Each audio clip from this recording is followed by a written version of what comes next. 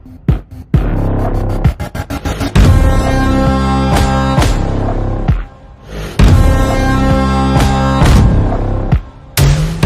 जिले के first battalion ground में 79वां स्वतंत्रता दिवस बड़े ही हर्षोल्लास और उत्साह के साथ मनाया गया।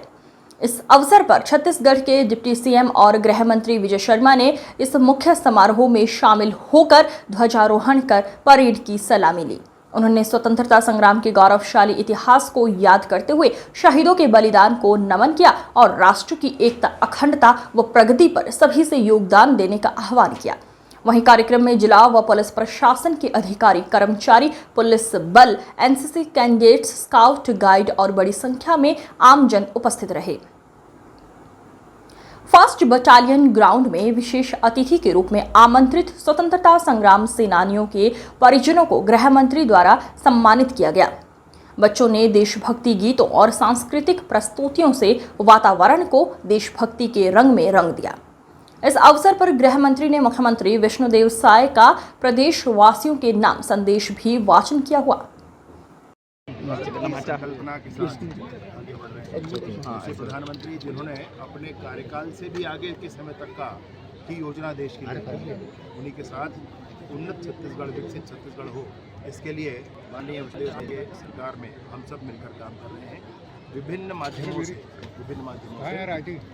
छत्तीसगढ़ की सरकार ने जनता तक पहुंचने के लिए, जनता के उत्थान के लिए, प्रक्रियाओं के शुद्धिकरण के लिए काम किया है।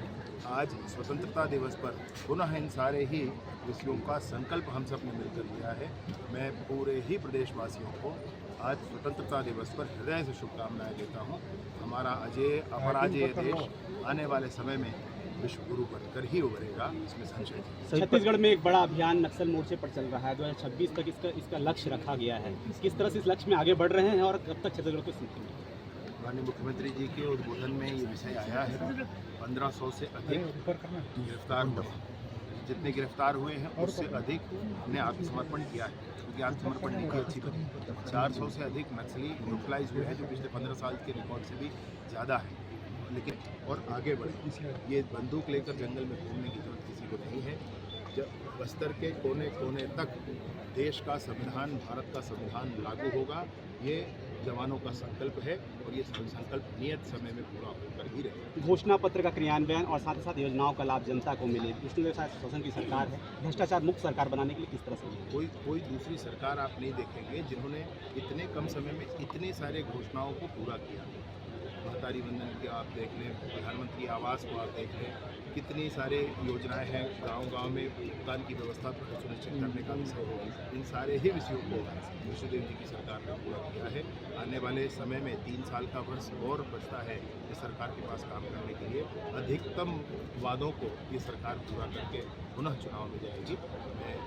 आंतरिक मोर्चे पर भी आप लड़ रहे हैं।